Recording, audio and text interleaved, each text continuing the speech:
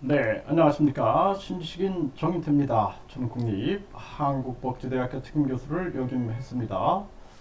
비 때문에 화학 물질로 친엄마를 엄마 휴대폰으로 엄마 행세까지 참 안타까운 일이 아닐 수가 없습니다.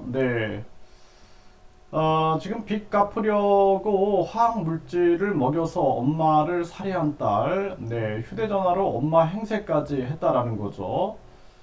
엄마 휴대전화로 동생에게 문자 답변을 줬다라는 거예요.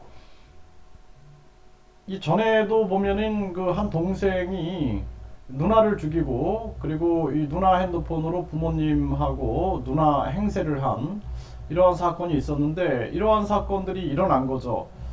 그래서 화학 물질을 먹여서 어머니를 살해한 30대 딸 휴대전화로 남동생에게 어머니 행사로 문자 답변도 했다라는 거죠. 이 30대인데 그래서 결국에는 이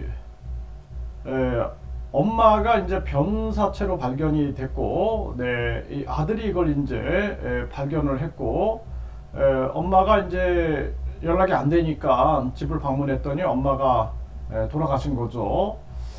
그리고 이 현장에서 휴대전화가 발견되지 않아가지고 이것이 결국에는 단서가 된 거죠. 또 단서가 된 거고 이 어머니 휴대전화로 남동생에게 온 문자에 답변하는 그러한 것들도 확인이 된 거죠. 참 가슴 아픈 일이고 빚을 갚기 위해서 보험금을 노렸다라는 거예요. 보험금. 그래서 화학 물질 중독으로 사인이 나왔다라는 것입니다. 그래서 어머니 행세를 해서 동생은 이 누나의 범행 사실을 모른 거죠. 참 가슴 아픈 일이 아닐 수가 없습니다. 그러니까 우리나라가 결국에는 과도한 급격한 금리 인상으로 인해서 이런 일들이 벌어지는 거예요.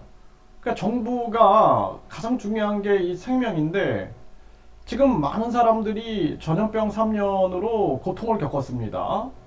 그 전염병 3년 동안에 돈 있는 사람들은 뭐 전혀 걱정을 안 하며 살아왔지만 뭐 자영업자들이라든지 또는 소상공인들 또 취약계층들 서민들은 죽지 못해 살았던 거예요.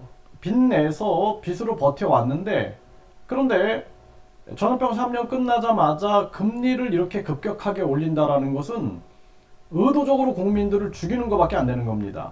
그러니까 제가 계속 비판을 했거든요. 이거를 유엔에서도 비판을 했잖아요. 유엔에서도 급격한 금리 인상 안 된다.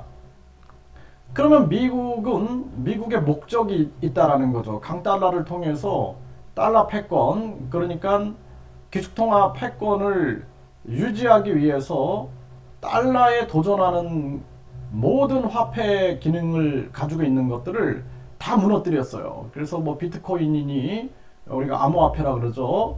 그리고 뭐 주식이라든지 뭐 이런 채권들 다 무너뜨리고 달러 패권을 위해서 가고 있는 거죠. 그런데 이걸 한국이 어떠한 대비도 없이 그냥 미국을 따라한 게 잘못된 정책이다라는 거예요.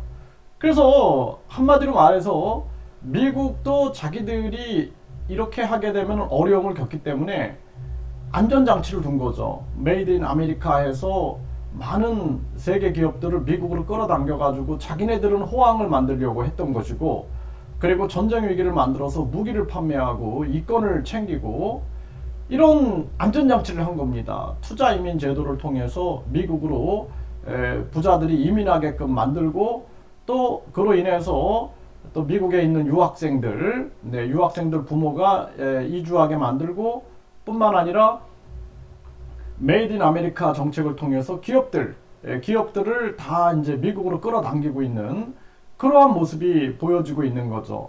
이게 참 안타까운 일이 아닐 수가 없습니다. 근데 한국은 그런 안전장치도 전혀 없는 상황에서 계속해서 미국을 따라하다 보니까 결국에는 빚 문제, 물론 이 사람이 잘했다는 얘기 아니에요. 이 사람은 잘못했는데 결국에는 이런 짐승 같은 일이 벌어지는 거예요. 인간이라는 존재는 욕심과 이기심을 가지고 있기 때문에 그 욕심과 이기심의 마지막을 건드려 버리는 거예요. 이게 바로 돈입니다. 돈. 그러다 보니까 뭐 어제 같은 경우에는 딸이 엄마 휴대폰으로 돈을 100만 원을 뺐었다가 결국에는 엄마가 이제 흉기로 찌르는 그러한 사건이 터졌고, 그리고 이것도 결국엔 빚 때문에 엄마를 살해하는 이러한 사건들이 터지는 것입니다. 이게 아주 심각한 문제가 아닐 수가 없고, 적어도 정치인들은 가장 힘든 곳에 있는 사람들을 생각을 해야 되는 거예요. 가장 힘든 곳. 우리 몸의 중심이 어디냐? 가장 아픈 곳이 중심이다 그래요. 왜? 아픈 곳을 신경을 쓰게 돼 있는 거죠, 계속. 그러니까 우리 사회의 아픈 곳을 신경을 써야 되는데, 이 정치인들이 그게 아니라 계속해서 소외받고 가장 고통받고 가장 절망을 받고 있는 그러한 계층들은 소외만 받고 있는 거죠. 이게 대한민국의 현실이다. 이 안타까움을 금할 수가 없는 상황이고, 이거는 이러한 사건들이 계속 일어날 겁니다. 이것은 결국에는 사람들이 자살하거나 아니면은 가족 간에 이런 불화가 생겨나는 거죠. 이거는 진짜 정부가 잘못된 정책을 빨리 중단하지 않으면 안 된다. 저는 그렇게 말씀을 드립니다.